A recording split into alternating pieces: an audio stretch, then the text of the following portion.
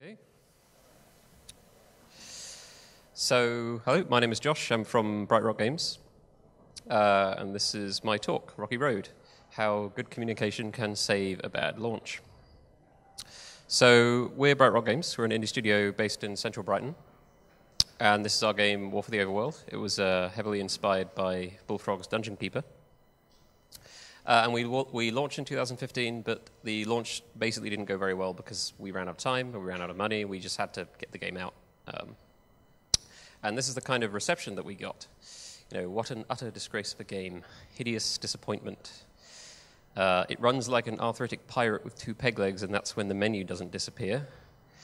And cool, it's not working at all. Rad. And this just sort of went on and on for quite a while. So how did that happen? I'm going to walk you through some of our history, and that'll give you some context as to how we got into this state, and then I'll walk you through what we did after release in order to fix that. So back in about 2009, that's when we all started meeting up. We met on a forum called Keeper Clan. It was a fan site for Dungeon Keeper, and none of us had any experience making games. None of us had made any games before. None of us really had any idea what we were doing, and we were distributed all over the world. But, you know, we really wanted to do a new Dungeon Keeper game. Nobody was making one. So we went ahead and gave it a go. For a couple of years, there were just sort of random prototypes and concept art and ideas flying around on the forum. But in 2012, we started to get serious. So we formed a company, Subterranean Games at that point, we were called. And although it wasn't fully serious, this is the website we used to form the company Formations 24/7. This is the actual email we got. But we had to do that in order to launch our Kickstarter in December. And that went quite well. We raised £210,000, and that went up by another £50,000 over the next few months as we continued crowdfunding on our website. And during the Kickstarter, as you do, we made quite a lot of promises.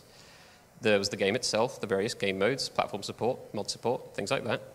All the physical rewards, box copies, T-shirts, simple things like that. Also statues. We thought statues would be a cool idea. They weren't. They were an expensive, time-consuming idea. They cost more money than all the other rewards put together. Don't do that. Don't say you're going to give people things like that without, costing it up. But most importantly of all, there was a release date of August the same year, which is not a good idea. This is probably quite telling of how inexperienced we were. So that happened. Obviously, the game was not going to come out in August 2013. So by the end of 2013, funds started running quite low. Thankfully, that year, Steam Early Access became a thing, so we went on Steam Early Access, and that funding let us keep going for a while. But in 2014, money started becoming a real problem. Some of the team started forgoing some of their pay, some started forgoing all of their pay, and we basically had to put a plan together to get the game out in one way or another. So we put our sort of road to release plan together with the money we had left. We had to drop mod support. It was just outside the scope of what we could do at that point in time. And we also had to start planning a retail release because we had box copies promised to our Kickstarter backers. So with that in mind, that brings us to 2015. And up until this point, the entire team was distributed all over the world. There was 10 countries, a bunch of different time zones. This is the most of the team. Some of those represent a couple of people in similar places. And basically organizing anything was next to impossible. Meetings were incredibly difficult.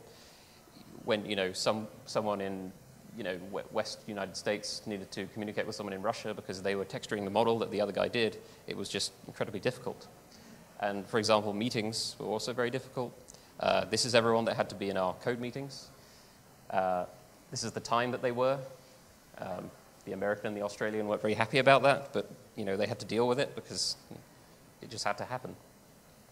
So for the last month of development, we thought that we really need to be in the same location in order to wrap the game up as best we could.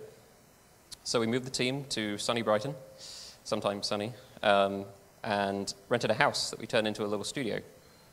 And that was Madhouse 24/7 development for about a month until we ran out of money in April, where we released the game, and we were a little bit happy about it at the time.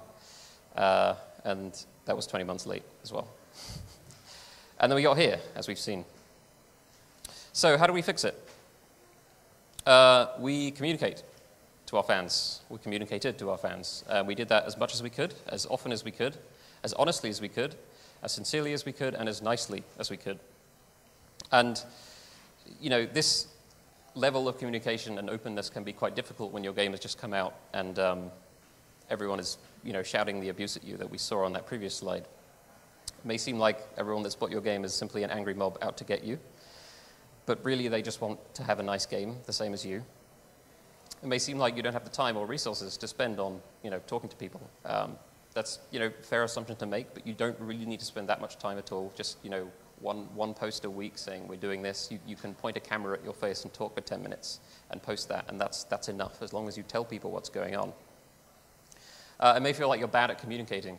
Again, this doesn't matter that much. These people don't need to be marketed to. You just tell them what's going on. We're fixing the game. We're working on this, etc. You don't need to, you know, post a 3-page long blog post explaining everything. Although that can be helpful, just a few facts are good enough. It also may feel like you're going to make things worse by communicating. This is never really going to be the case. If you are being nice and honest, there's very little that can go wrong. So yeah, you want to communicate everything and as often as you can. So just because you're working on a fix for something or a new feature or whatever, it doesn't mean that your players know that. If you've released your game and there's a really common crash and people are posting on your forum over and over, are you fixing this thing, and you don't respond, the assumption is going to be, no, you're not fixing it. Your players are going to fill in the gaps, which you don't want to let them do, because unfortunately what players are used to is, you know, stuff not getting fixed.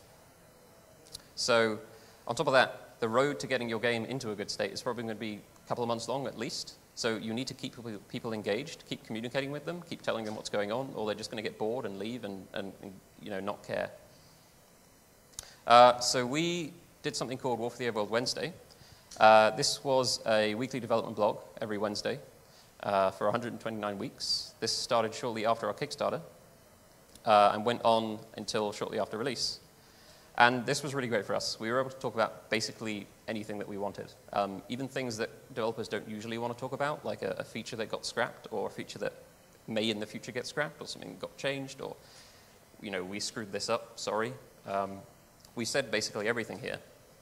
And our fans didn't really mind that much when the bad news happened, because we were being so open and transparent about everything. So I'll get onto that in a second. But on top of that, this was a really valuable tool for us because our core fans got used to receiving all the information in this way.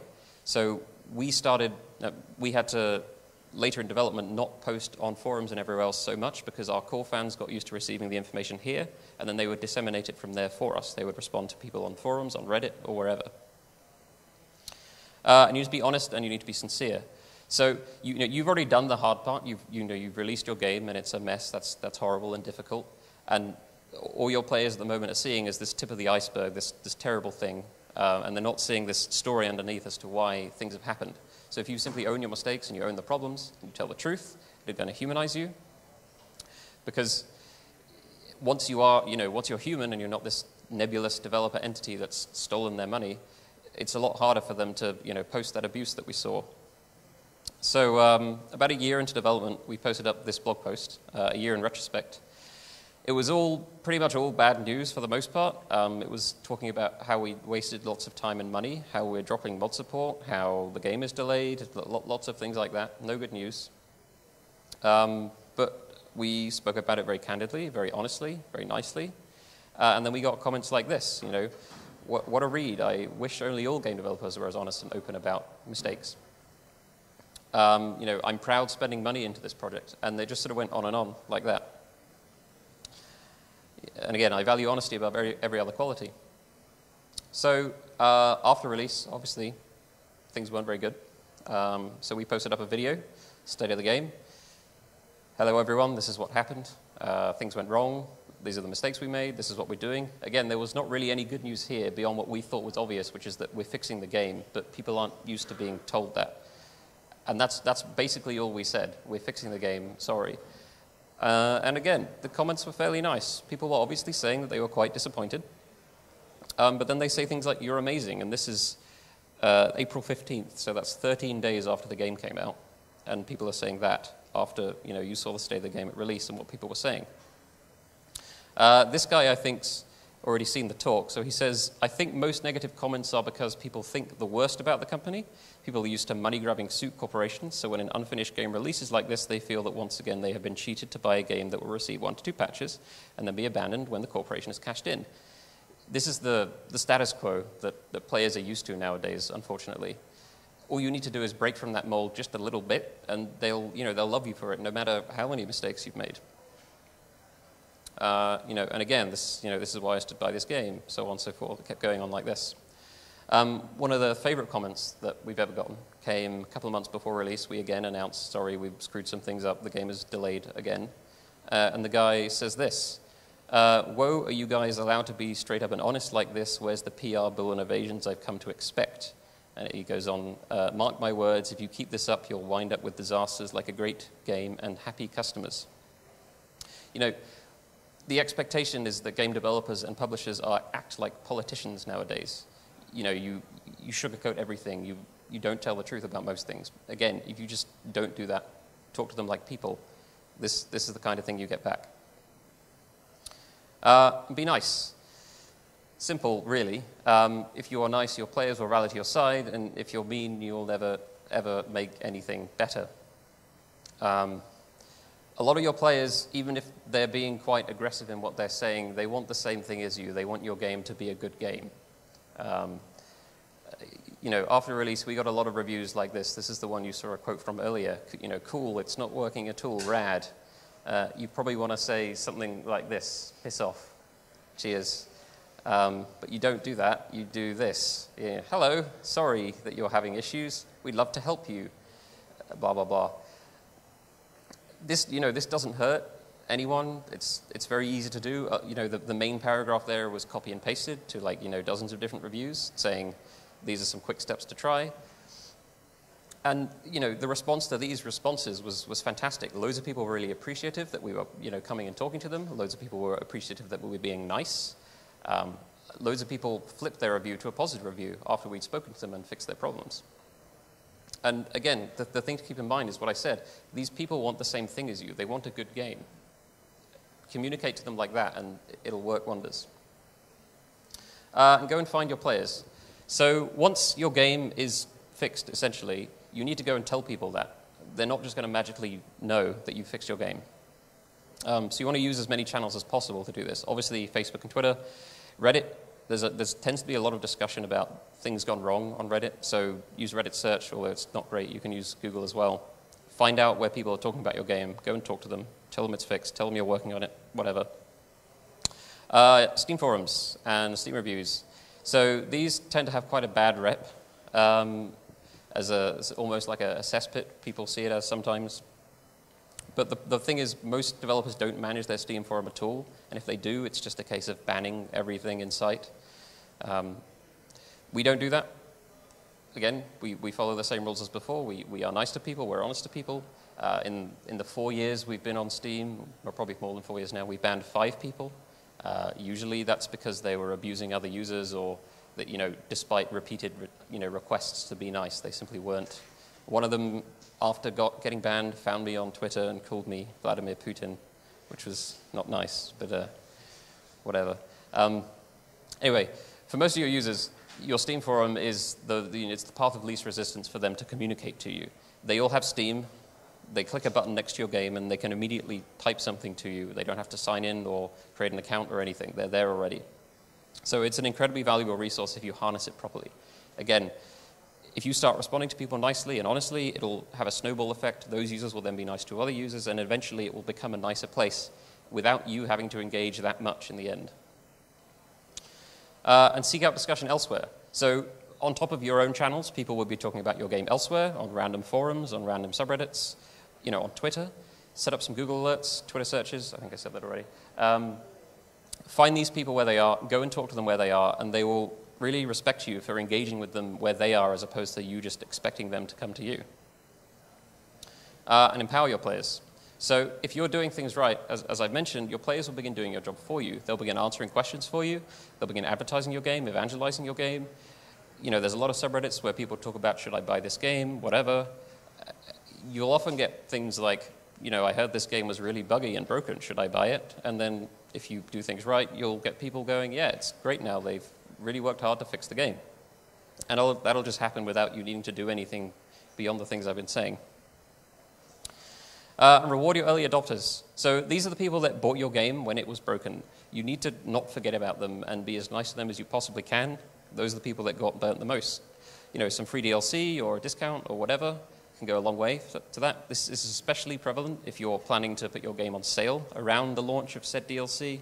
You don't want to get into the situation where someone bought your game at launch for £20, and then someone 6 months later can buy the game and a DLC for less than £20. They're really not going to be happy about that, especially if they couldn't play the game at launch. For example, we gave our first DLC away to everyone that bought the game before release and within the first month of release, essentially everyone that was most affected by the bad launch. And identify your superfans. So these are the people that do those things I mentioned above. They will start answering questions, and they will be asking things of you, giving you feedback. The people that really, really like your game. Give them insider access. Let them have direct contact to you. We have a group of users that we call the Foundry. They're on our Slack channel. They can ask us things whenever they want. They have access to early builds of the game. They test the game for us. They give us feedback. And most importantly of all, they sort of act as an extension of our own community manager, which I'll talk about in a second, that let us scale our communication with our community as it grows. So yeah, on that, our community manager, he was actually originally a Kickstarter backer, and then he was one of these volunteers helping us out, and he was there so often and so helpful that we hired him part-time and then eventually full-time. Now he's in our office with us in Brighton. So as an example, this is a question we get often on, it's a bit small there, we get often on our Steam forum. What are the differences between the different versions of the game? That gets asked quite often. And we often see this. One of our volunteers comes and answers the question for us. We don't need to. This is within half an hour of it being posted. Not only that, 5 minutes later, another one of them responds as well. They were probably typing at the same time and didn't realize. And we don't need to answer these questions anymore. It's only when a new difficult question comes up, and usually then they tell us, say, hey, you should go answer this. And don't forget the game. Obviously, none of this is really that helpful unless you actually put some real work into improving the game. You want to ensure that you structure your development around what your users are saying. So if you see something cropping up in negative Steam reviews all the time, or forum threads cropping up with the same thing, you probably want to do something about that. We've pushed out 6 major updates over the last 2 years, the last of which coming out next month. The first 3 were really about fixing the game. Patch 1 was basically bug fixes. Second one was balancing the game because it really wasn't balanced at launch. Third game was Steam Workshop support and a map editor. That was really important for the long-term health of the game. It let the community feel like they were way more involved. The first DLC, Heart of Gold, that was directly in response to what our users were saying about the main game. They wanted a slower, more exploration-based campaign. That was exactly that. And on top of that, that's the one that we gave away free to everyone that bought the game at launch. That was incredibly well received. That generated so much buzz from our existing users saying, this is great, that we probably made more money from, spread out sales of the base game of those people talking about us than we did if those people were to have just bought the DLC in the first place. Crucible was a survival mode. That's something we spoke about all the way back during our Kickstarter, and people kept asking over and over again for that, and then eventually we did that. And My Pet Dungeon, that's another new game mode. That's from the original Dungeon Keeper games. It's something we never really intended to add to the game, but our users, again, kept asking over and over for that. And it wasn't too difficult for us to do, so we thought, what the hell, we'll do it anyway. We announced that a couple of weeks ago, and the reception was as we expected. People were really happy about it. And remember the business. So often when this kind of things happen, you'll go ahead, put your head down and just focus on the game and forget that you need to sustain yourself as a company. This is especially important if you have employees that depend on you. Obviously, time is money, and that means you get to keep making games, keep working on your own game. So in order to keep the money flowing as best you can, you want to reach out to people that posted reviews on Steam or elsewhere and influencers that covered your game when it's in a better state, when you think it's worth them having another look, and telling people, hey, this is better now. Go give it another go. You want to sell your game beyond Steam. Again, once you've improved your game and you think it's in a better state, This is almost like mini relaunches every time you launch on one of these sites. They'll promote your game, they'll put it on sale. Usually you'll get on their front page. And make good use of promotions. So obviously everyone is familiar with how Steam does sales, but all of these other sites and many more, they have nearly identical sales structures to Steam. If you just talk to them and work with them, they'd be more than happy to work with you on deals and promotions as well. Chrono.gg is an interesting one. They take one game a day and work with influencers to produce a bunch of videos on that, and then those influencers get an affiliate cut for anyone that buys the game from their video. And that's really, really good if you want to get like a big burst of attention on your game, again, a couple of months after when you think it's in a good state. But don't overdo it. You don't want to alienate those users that did buy it full price at launch. You don't want to bundle it 6 months later or put it at a huge discount, because those people, they'll just get mad. And it'll also really hurt your long-term sales if you start discounting really deeply early on. Also, be careful of bundles. Whenever you're approached about a bundle, it can be tempting, you know, cool, my game's going to be in a bundle, I'll, you know, be a millionaire. Usually you don't make that much money. Take a look at the site, take a look at the agreement, figure out actually how much you're going to make, because usually, unless it's a humble bundle, it's never going to be that high. So just be careful and be cautious about that. And if you do all of those things, hopefully you'll start getting, you know, comments like this. Nice comments. Thank you, devs. You know, these developers earn my trust. Lovely things. So where are we now? All our Kickstarter pledges have been fulfilled outside of mod support and obviously the release date. We've sold 220,000 units. That's without doing any bundles. And our review score is up to 78%, which although is not super high, it's, you know, it's a lot better than it was. And, you know, we have our nice office in Brighton where we make games and things are all hunky-dory. So to recap, communicate often, honestly, and realistically. Be human, be authentic. Don't go silent. Don't get defensive. Foster a good community through positive communication. Actually work on the game, and remember that you are a business, but not only a business. Thank you.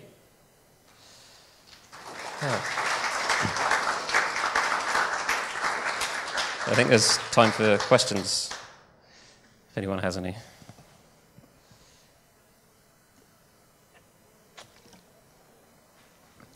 Yep. Sorry? So we're working on that final update that was on the slide before, the My Pet Dungeon update. We've also got another game in the works that we're not quite ready to talk about yet.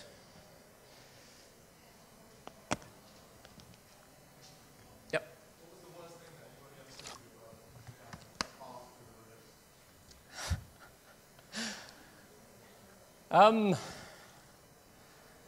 I don't know. There was a lot of really bad things. I mean, you saw some of the pretty bad ones on that slide. Those were some real choice quotes. You know, there was the obvious, you're terrible people, we hate you, you stole our money. There was a lot of that. I tried to pick some of the more interesting ones, though. Yeah, there's no one comment that really sticks out as really awful, because there was so much of it, I guess. Okay. Cool. Right. Thank you.